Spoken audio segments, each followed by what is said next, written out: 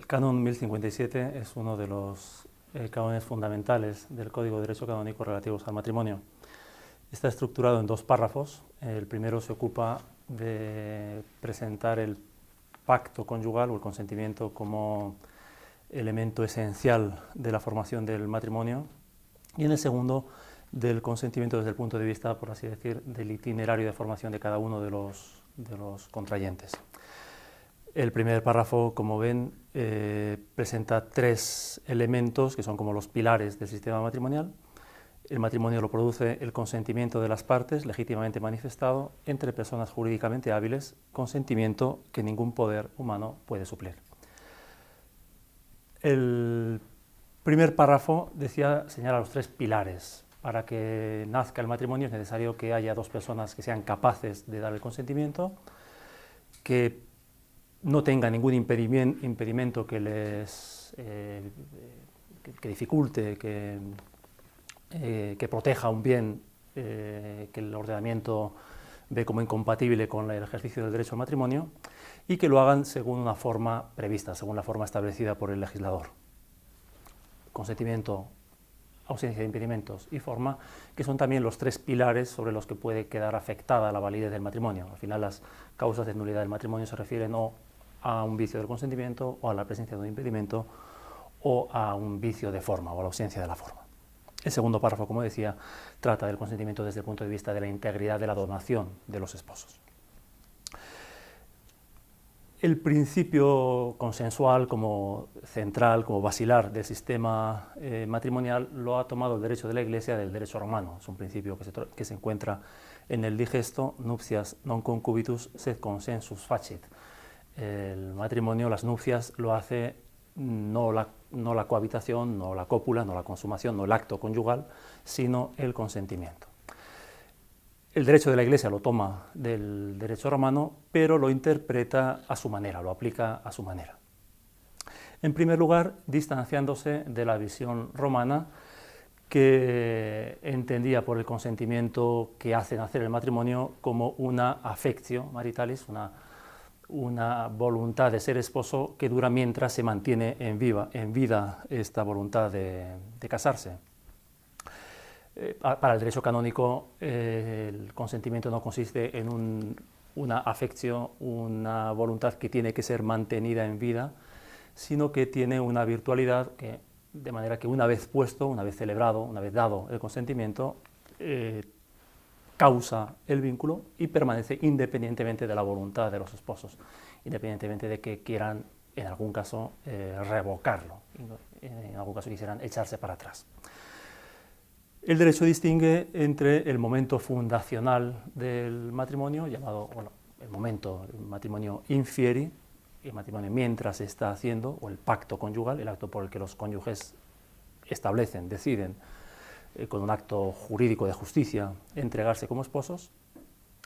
El matrimonio infieri y el matrimonio in facto esse, el efecto, el resultado, el vínculo, que tiene, por así decir, una vida propia, independiente, como decía, de la voluntad de los esposos de permanecer en aquella affectio maritalis, ¿no? Es una nueva realidad constituida por los esposos mismos, ¿no? El matrimonio in facto esse, el vínculo.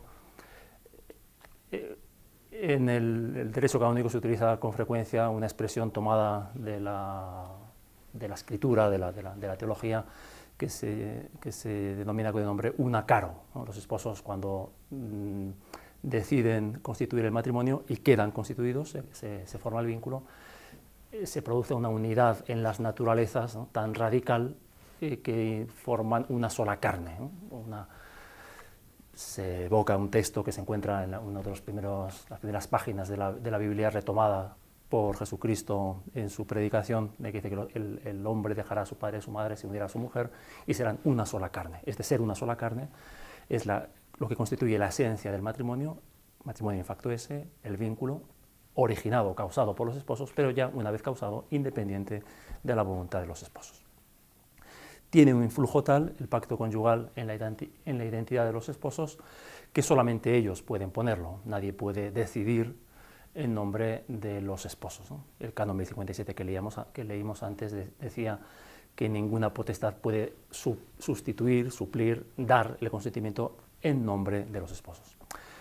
Esto que acabo de decir, que resulta hoy tan banal, si se quiere, porque está asumido por nuestra cultura, en el pasado, como recordaremos enseguida, no era tan pacífico. Y el derecho de la Iglesia tuvo que luchar, batallar, para que efectivamente solamente los esposos, no los padres, solamente los esposos, pudieran constituir el matrimonio. Solo ellos pueden decidir sobre sí mismos, y esta convicción comportó una decidida defensa de la libertad de los contrayentes. En los textos más antiguos, en las fuentes más clásicas del derecho de la Iglesia, se encuentran varias decretales, ¿no?, que son las normas a través de las cuales el Papa respondía a casos prácticos que después, incorporados a la legislación, formaban la norma que luego ha derivado en el derecho vigente. Dos decretales, decía, protegían la libertad de los esposos para casarse contra, en el caso de los hijos, contra la voluntad de los padres, de los siervos, contra la voluntad de los dueños, de los señores, ¿no?, en un contexto, en un momento en el que la Iglesia defendía la libertad de los esposos, que solo ellos pueden dar el consentimiento, en un contexto, decía, en el que no era tan frecuente el respeto tan escrupuloso de la libertad. Otra línea de decantamiento del sistema canónico proviene de la convicción de que el matrimonio es indisoluble por naturaleza. Esto es un principio que el derecho de la Iglesia tiene como basilar, como fundamental de su régimen, que la propiedad de la indisolubilidad del matrimonio, que no puede romperse, no puede disolverse, que los esposos, una vez constituido el vínculo, no pueden echarse para atrás, no pueden romper el matrimonio, es un principio que el derecho de la Iglesia tiene como una convicción fundamental. Es tan fundamental que precisamente porque es un peso no pequeño el de que el matrimonio no pueda disolverse bajo ningún concepto por parte de los mismos esposos, solamente se puede exigir esta fuerza vinculante, la radicalidad de la indisolubilidad, cuando el matrimonio es válido, cuando es verdadero. ¿Qué quiero decir? Quiero decir que en el estudio de las causas de nulidad del matrimonio verán que el gran objetivo de los procesos de nulidad del matrimonio es discernir si hubo consentimiento o no, si hubo matrimonio verdadero o no. El derecho canónico es tan escrupuloso en este empeño por discernir, percibir si hubo o no matrimonio, precisamente porque entiende que el matrimonio es indisoluble. En los regímenes civiles, seculares, en los que existe el divorcio, en el que los esposos pueden romper el vínculo que han constituido, no tiene tanta importancia, no tiene tanto interés saber si fue verdadero o no el consentimiento. Para el derecho de la Iglesia, en cambio, sí. Es tan fuerte el peso de la propiedad de la indisolubilidad que todo el derecho canónico, todo el sistema procesal busca apreciar si hubo o no hubo matrimonio, porque solamente si lo hubo, el matrimonio es indisoluble. En torno al siglo XII se discutió si el matrimonio es un negocio puramente consensual o real, ¿no? Es una distinción que se encuentra en los autores clásicos de los orígenes del derecho canónico, principalmente entre dos escuelas, la escuela de Bolonia, la escuela de París, la escuela de Bolonia más jurista, con Graciano, el gran legislador, el gran maestro a la cabeza, la escuela de París más teológica, con Pedro Lombardo, entre autores que discutían si la causa del matrimonio, si el matrimonio es un negocio consensual, solamente el consentimiento da origen al matrimonio, o si es real, si como en otros negocios jurídicos es necesaria la entrega de la cosa, ¿no?, la traditio rei, que en el caso del matrimonio sería la consumación, el acto conyugal, ¿no? En torno al siglo XII se discute, las dos posturas parecían irreconciliables. Las dos posturas tenían su punto, su fundamento y su razón de ser y sus argumentos de peso, no secundarios en la relevancia antropológica de la consumación del matrimonio. El acto conyugal, el acto a través del que los esposos dicen con el cuerpo, el acto propio de los esposos, la unión carnal, dicen lo que han dicho con las palabras del consentimiento. Al darle el consentimiento deciden obligarse a entregar la propia masculinidad, la propia feminilidad, ¿no? Deciden constituir el vínculo con las palabras del consentimiento. Pero estas palabras emitidas en el momento del matrimonio son corroboradas, fortalecidas con el acto conyugal, ¿no? Por eso se habla de que la consumación tiene una relevancia antropológica, ¿no? El signo nupcial, lo que yo digo, que quiero entregarme como esposo, lo digo en el momento del consentimiento y lo vuelvo a decir con toda la persona, con el cuerpo y con toda mi persona en el momento de la consumación. La solución que arbitraron los papas, principalmente Alejandro III, que es un caso particular, porque como Rolando Bandinelli había defendido la postura contraria, una vez accedido al pontificado, una vez elegido papa, decide en un sentido contrario, de alguna manera, al que había sostenido como autor privado. La solución que ofrecen los papas parte de una premisa. Claro, hoy nosotros entendemos la celebración del matrimonio como un momento único, la boda. Antes vimos una fotografía de los esposos cuando salen de la iglesia, que les cae el arroz y los confetis, y en nuestro imaginario ese es el momento de la celebración del matrimonio. En la tradición también del derecho de la Iglesia, la celebración del matrimonio tenía lugar en dos fases, o en dos etapas, ¿no? Una primera etapa en la que los esposos eran prometidos, ¿no? En la que podían intervenir las familias, incluso prometiendo a los hijos menores, ¿no? en nombre de ellos, de los hijos, pero en una fase que era esponsal, lo que hoy llamaríamos una promesa del matrimonio, un esponsal de futuro, distinto del momento constitutivo, cuando se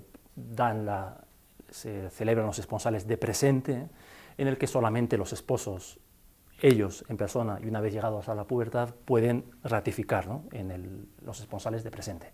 Antes podían haber intervenido los padres, solamente llegados a la pubertad, los mismos esposos pueden poner el esponsal de presente. Teniendo en cuenta esta distinción, estos dos momentos, el matrimonio celebrado en estas dos etapas, la solución que da el Papa es que el consentimiento dado con el pacto de presente, con las nupcias definitivas, una vez llegados a la pubertad, que en la celebración tradicional se correspondía con esta segunda fase nupcial en la que la esposa era trasladada a la casa del esposo y realizaba el acto conyugal. El consentimiento dado con el pacto de presente hace firme el matrimonio. Igualmente, la consumación, el acto conyugal, no el acto conyugal en sí mismo, como pura realización material de un acto físico, sino la consumación que sigue a la promesa del matrimonio, la consumación en tanto en cuanto contiene una manifestación de la voluntad de ser esposos, ¿no? Dos que han sido prometidos como esposos, que han celebrado los esponsales de futuro, cuyo matrimonio no es definitivo porque está pendiente de la celebración de la segunda etapa, las nupcias o los esponsales de presente. Dos que se encuentran en esa primera etapa, si realizan el acto conyugal, se presume, se entiende que manifiestan la voluntad equiparable a las nupcias o pacto o esponsales de presente, y tiene una firmeza igual, similar a la del matrimonio celebrado en esta segunda fase, el consentimiento dado en las nupcias o pacto de presente. La consumación, el acto conyugal, tiene una segunda relevancia que ahora solamente la apuntamos, porque tiene también más que ver quizá con la sacramentalidad del matrimonio, y que hace referencia a la firmeza, a la indisolubilidad del matrimonio. El matrimonio entre bautizados celebrado, rato, al que se ha seguido la consumación, no puede ser disuelto por ninguna potestad. El matrimonio rato, cuando se ha seguido la consumación, cuando el signo nupcial es definitivo, es pleno, cuando los esposos se han dicho con las palabras y también con el cuerpo que quieren entregarse como esposos. El matrimonio rato y consumado es absolutamente indisoluble, ninguna potestad ni el Romano Pontífice puede disolverlo. En los otros casos, matrimonio no rato, entre dos no bautizados, y rato pero no consumado, por una causa grave, desde fuera, por la potestad del Romano Pontífice, por la interpretación que se hace de un principio que se encuentra en la Escritura, puede ser disuelto desde fuera, ab extrinsico. Muchas gracias.